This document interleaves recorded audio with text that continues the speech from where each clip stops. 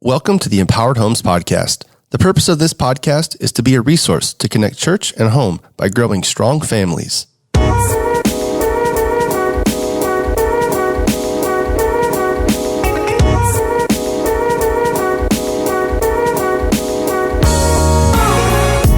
On today's episode, we have special guest Ken Abraham with us. He is a New York Times bestseller. He's written over 90 books. He's written books for Bob Dole, Buzz Aldrin, Chuck Norris. He's written a ton of great books for great people. But today we're talking about a book that he wrote for himself. It's about him and his life. And it's called When Your Parent Becomes Your Child. And he wrote this book to kind of chronicle the life of his mother and her battle with Alzheimer's. And, Alzheimer's and dementia is a big deal. And a lot of families are struggling with, what do I do when my parent becomes my child? We also have Todd Pendergrass on the show with us. He struggled and went through and battled dementia with his dad. And so really great, hard stuff we're going to tackle on this podcast. If you got questions or you want more resources, you can go to theempoweredhomes.org. Todd, why don't you share a little bit about Ken? Thank you, Bobby. Ken, welcome. Hey, thank you. Both of you guys. Great to be with y'all. Ken Abraham, I'm part of our podcast today. It's a great blessing to have you. Absolutely. And so people know more about you. I'm listening to a guy the other day, and he immediately mentions a quote he had read in a book by Randy Travis. And I said, oh, Ken Abraham wrote that book. Well, and, Randy helped. Randy really helped. Yeah. And so obviously you've had opportunities to work with a lot of people in your lifetime and have numerous New York Times best-selling books. How many do you have? I don't even know. I think it's like 16, 17, 8, I don't know, somewhere in there. Yeah. I've written a bunch of books. I think it's up to about 95 books by now. Wow. I keep telling people one of these days I have to get a real job, Well, you do a fantastic job of that. Well, you're kind. And, Thank you. And a lot of those books were number one books. Yeah. And so Ken is a very well-known author, and so it's an honor to have him. What I want us to talk to about today, oftentimes you are the voice of other people, and writing on their behalf, and many times their biographies, autobiography, whatever, and stories of their life. But there's a book I came across of yours a few years ago, a book called When Your Parent Becomes Your Child, and that's when Ken Abraham is speaking from his voice, and with his voice. Tell us how that book came about and kind of the what it's about. Yeah, that was personal experience, that's for sure. And you're right. For years, I've written books for other people. That's what I do. I'm a collaborator. People used to call it ghostwriting. They ask me what's the difference, and it's basically the same kind of thing. So I've written books with Buzz Aldrin, astronaut who landed on the moon 50 years ago. Chuck Norris, everybody knows Chuck Norris, Walker, Texas Ranger, political people, Bob Dole, other people, all kinds of folks I've written books with, pastors. And my job is usually to get their heart on paper, and their voice, if the book, it's got to be their voice. If it sounds like me, right, I've made a mistake. But a few years back, we brought my mom, and my mom had worked with me on books for years. She actually typed a lot of the books that I had written before computers and all that sort of thing. But we brought her to live with us in Nashville, Tennessee. And we were in church one day, and a fellow came up to me and says, Ken, there's something different about your mom. And he says, she's kind of sluggish. She's not moving the same way she used to. I said, she's getting older. She's kind of, has all these little quirks and that sort of thing. He says, no, it's something different. And we started seeing things in my mom that just were not like her. And she started seeing things out the window, for example. Now, you've been to our home, and we live.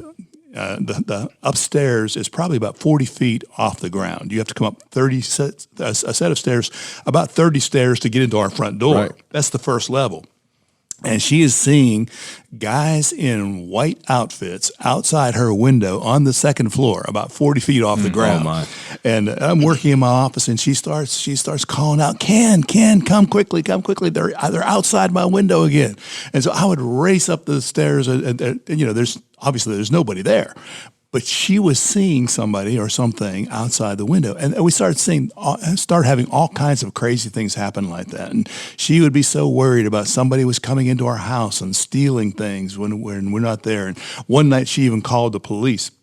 Lisa, my wife, and I went out to a wedding, and we said, we'll be back in a couple of hours, Mom. And we didn't know that there was anything wrong with her at that point. We're thinking, okay, she's just a little bit old. She's, crazy stuff happens. And so we were perfectly comfortable with leaving her at the house all by herself. And it was just a short wedding. We were back probably about 8 o'clock. We're driving into the neighborhood. And the first thing I noticed that was wrong was there's a police car sitting in my driveway. With the lights flashing. And I got out, and here are the officers there. And you're Mr. Abraham? Oh, yes, I'm, And they said, yeah, your mother called. I said, she did. Wow. And she had gotten into the habit of calling the police where she lived in Orlando, Florida, before she came to Nashville to live with us. And she had called the police because the guys in white outfits were outside the windows again.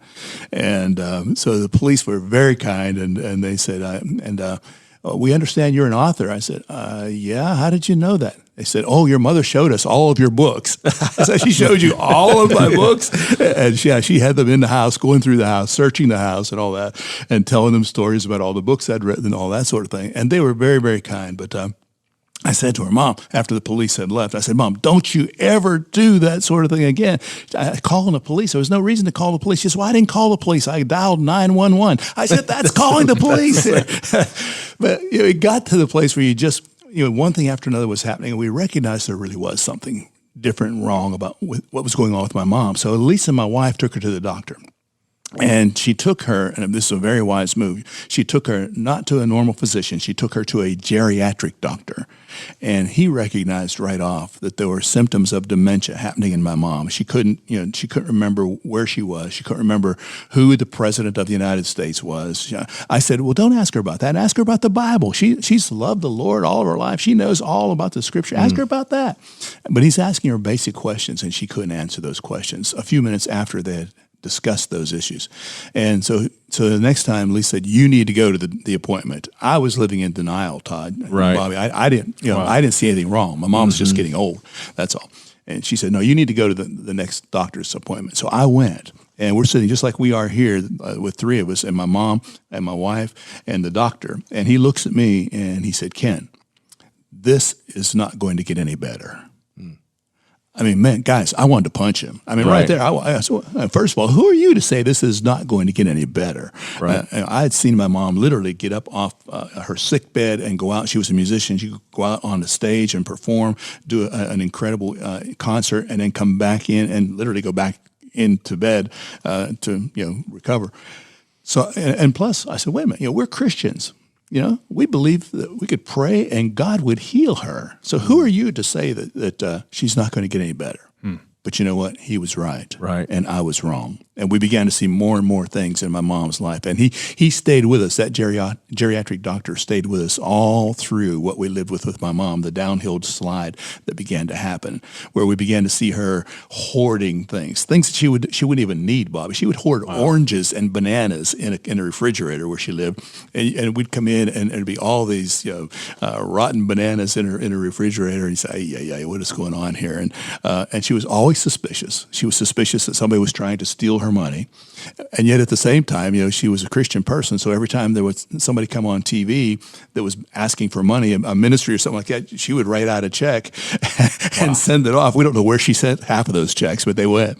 And so we discovered we had to take control of her money. We had to take control of her car keys because she was in her 80s.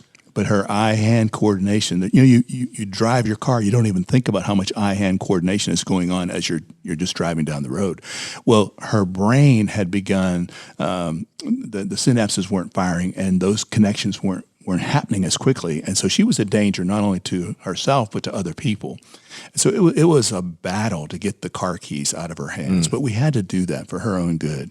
Yeah. So, we've had this discussion before that my father had dementia or Alzheimer's or something obviously that was making him not the person we knew. And we also went through that time of denial, trying to find, is there medication for this? Is maybe the normal medicine is not not what it's supposed to be. Maybe something's changed, and you begin to kind of search for something other than that word of dementia or Alzheimer's, or those words. What would be your advice to families that are maybe dealing with those issues? Maybe they're walking through that cloudy time.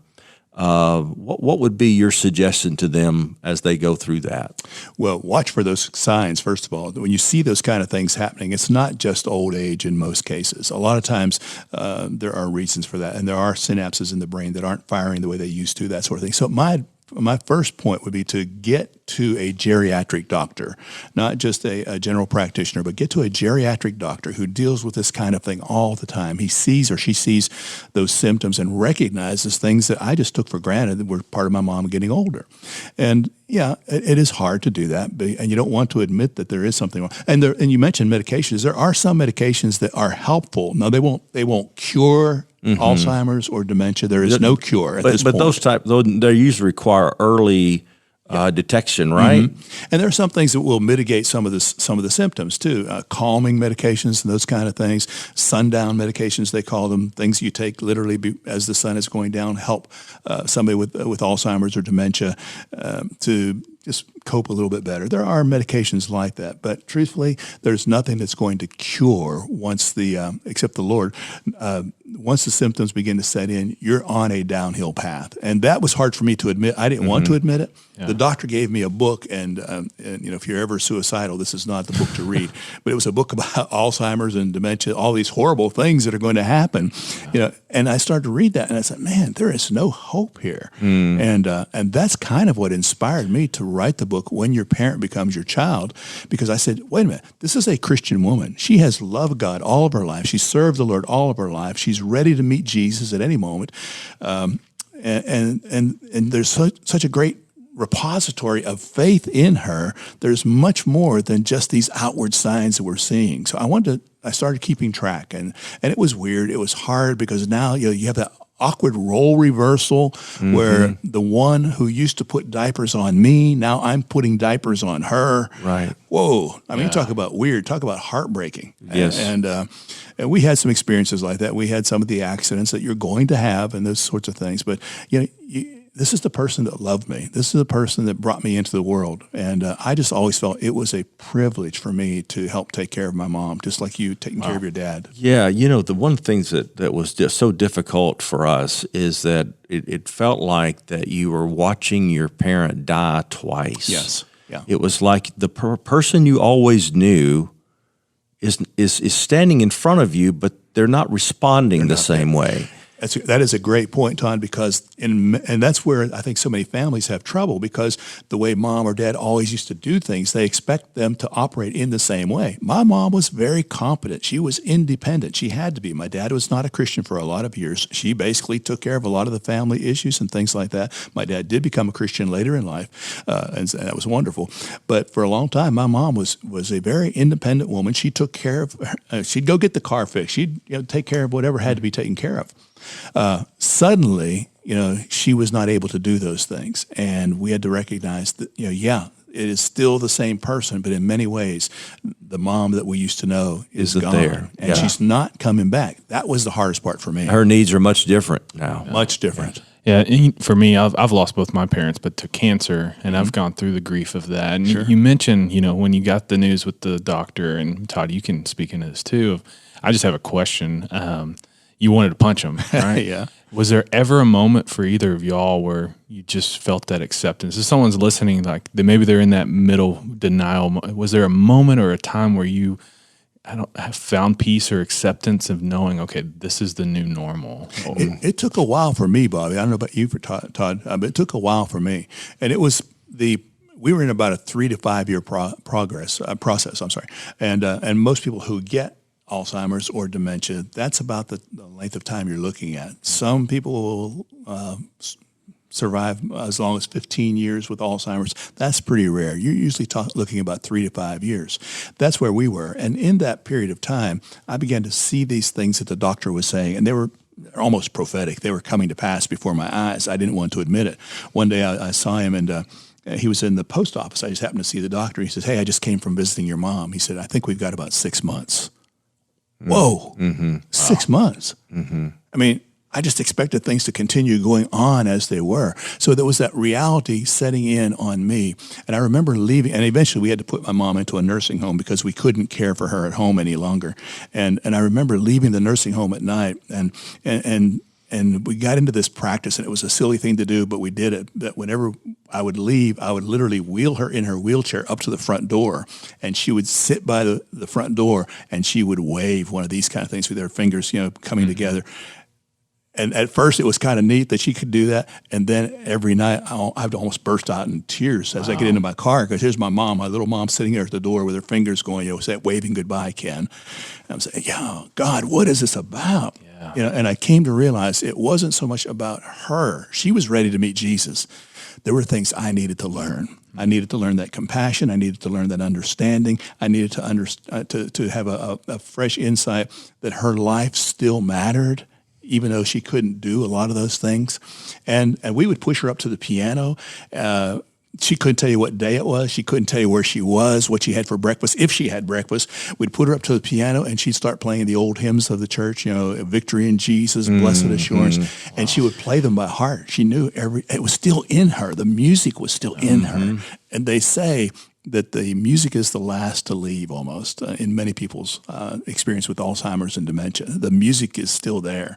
And we found that to be true. And the coolest part, we literally at the nursing home, we would push her up to the piano, and she'd start playing Amazing Grace or some of these other songs, and people would gather around. And here she is in her final days of her life. She's still having a ministry to other people. They're singing these old hymns of the church. It was really, really cool. That's real cool. I remember my dad was a pastor. And the church that he had served in the longest was having a 100-year anniversary, and they had asked him to come preach. And they had gotten him on the phone and asked him to come preach. And he said, absolutely. Well, Dad was not capable at that time of preaching. Well, Mom was saying, how do we deal with this? How can we tell him? And I said, Mom, I'll figure it out. Just let him stay the course. So she said every night he would sit down, he would get out old notes, and he would read through old notes of his sermons, preparing for what he was going to say. And so finally, when he led up to it, he knew something wasn't right, but he also had that side of him that, I can do this, Sure. And so I said, Dad, why don't we do it together? And I'll go with you. And he was okay with that. Great idea. And so I said, I'll ask you questions, and then you just share that portion of the sermon. Well, I got up and announced to the people, because he had served there many years before, and I told him I was going to do this, that he was not quite the same as when he was there. And they knew, and so they were ready to support him and cheer him on. He struggled. He went through a couple of points, and then he was done. But he got to a point that he wanted to offer an invitation. It was as clear as it could be. Yeah. He just goes straight. He used, I think, the Roman road or something. He just goes boom, boom, boom, straight through it. Asked people to come forward to receive Christ. A lady came forward during that time, and so those parts of their mind were still so clear, still there. But I remember Dad went very fast, about a year, and I remember the 6-month call, and I'm thinking, this is not possible? Yeah, it hit you. Yeah, and. But I remember visiting him in the latter maybe 3 months. And I walked in, and he lived in a different city, and I walked into him, and I kind of punched him. He was asleep, and Dad, wake up. And he looked at me. He said, Todd, I'm dying. And I said, I know, Dad, but we're going to sail out of here as best we can. Yep. And that's what we did. I sang to him for I don't know how long that day, and he just laid there, and so it was, he had realized it, and we had finally realized it, and that we were going to do our best to make this as good as we could, for he and for our family. I love the fact that you would sing together, though. And that's one of the things you have to deal with and to learn to do when you're dealing, whether it's cancer or anything else, or Alzheimer's and dementia especially, is to do those things that bring joy to your loved one.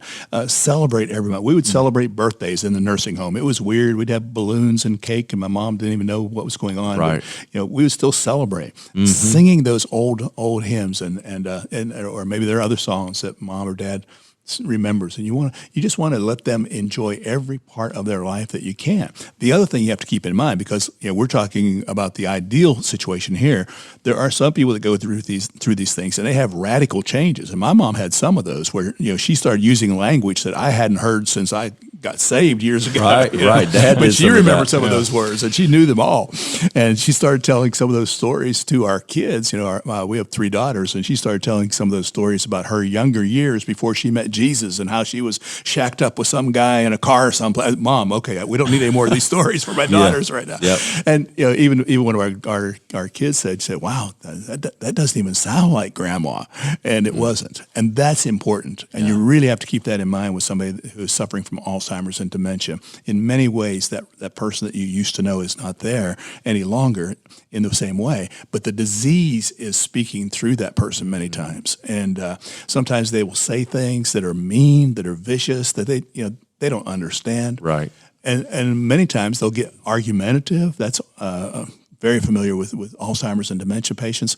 And the best thing you can do is just change the subject. Change the subject. They won't remember 5 minutes from now anyhow. So why go down that road and argue and get everybody all fired up and emotional? Just change the subject. Right. Agree and move on. Right, exactly. I can remember. We're about to wrap up, but I'll remember my dad thinking that I and my mom were his parents, and he was so excited that his parents were not gone. He said, "I kept telling them that my parents have not died, and you're here. I'm so glad you're here." And Mother begins to try to tell him, "No, I'm your wife." And I said, "Don't tell him. Yeah. Just let it go." Wow. And at this moment, he has a sense of peace. Let's let him go with that sense of peace. Absolutely, yeah. Well, guys, studies show that about 5.4 million Americans struggle or have Alzheimer's or dementia, and there's families listening to this that I hope are blessed by you guys and kind of get some encouragement. It's encouraged me. Ken, I like to ask, if there's someone listening right now that maybe in the middle of it, or they kind of have an idea, maybe mom or dad is struggling, if they're listening, what is one thing that they can do today to address this, or if they're in the middle of it, or if they aren't really sure? So that's 2 parts. So, okay. To the person who's like right in the thick of going through this and looking after their parent, and then that person who maybe thinks something's up, what's one piece of advice you give to both parties? It really does apply to both. Number one, you have to take care of yourself, because this is going to take time. It's going to take energy. It's going to tap every resource you have if you're dealing with somebody with Alzheimer's or dementia, and it's not going to go away. It's like having a handicapped child, a special needs child. You're going to be dealing with that for the next part of that person's life. So take care of yourself, and physically, spiritually, emotionally. You need to be able to do that. Second thing is you've got to take control of the loved one that you're helping, and we're not inclined to do that because we say, well, it's their life. I don't want to be doing these things, but you have to. Power of attorney, taking control of medications, for example, because my mom couldn't remember whether she had taken her medication or not, or sometimes she would take too much. Wow. And so you have to take control of those things. Financial issues, you have to take control of those things. All of those things go against us, because we think we're usurping the authority that our parents rightfully have over us as children, but now we're not dealing. They are the child now, and we are the parent in many situations. So you can't feel guilty about that. You have to say, okay, I'm doing this out of the best interest, my mom or my dad's best interest. I'm helping the person that I love, and I need to do this for them. That's so good. Great. Yeah, and pray. The other thing too, don't forget the spiritual part. Some people get so caught up with the physical things, and okay, we're moving to this nursing home, and we're at this stage. just as we've talked here today, the spiritual part is still there. God is still working in this person's heart, in this person's life. Who knows what he might do? And there are good things. There are good things that God will do in and through this situation. And you will never be sorry for taking care of your mom, taking care of your dad, or whoever it is during those last parts of their life. You will be blessed. The Bible says, as we honor our parents, that we are going to be blessed. How much more so as we take care of our parents as they go through those days of Alzheimer's and dementia and come out on the other side. One of the songs we used to sing together, my mom and I used to sing, is the old hymn, "What a Day That Will Be When My Jesus We Shall See." And I knew that was real for her, and it's real for me. Wow. Ken, thank you for sharing. And this is a hard topic. This is a hard subject. You know, on our empoweredhomes.org, we're going to have some resources on there. Do you have any resources or places to point people if they're listening? You know, this sounds crazy, but one of the resources that I was not even aware of at the time my family was going through this with my mom was the Alzheimer's Association. Wow. Now, they don't come at things from a Christian perspective, but they have incredible resources. They've got meetings. They've got all kinds of literature and things like that. And much of it is free. Yeah. And you can take advantage of it. You can get together with caregivers. You can get together with other people who are experiencing similar things. It's just a wonderful resource that I didn't even know was available, and especially available for free. Awesome. We'll link all of those resources to this podcast and on empoweredhomes.org. Ken, thanks. Thank you, Bob. Thank you, Bobby. Thank you for listening to the Empowered Homes podcast. For more content and information to connect church and home, please visit empoweredhomes.org.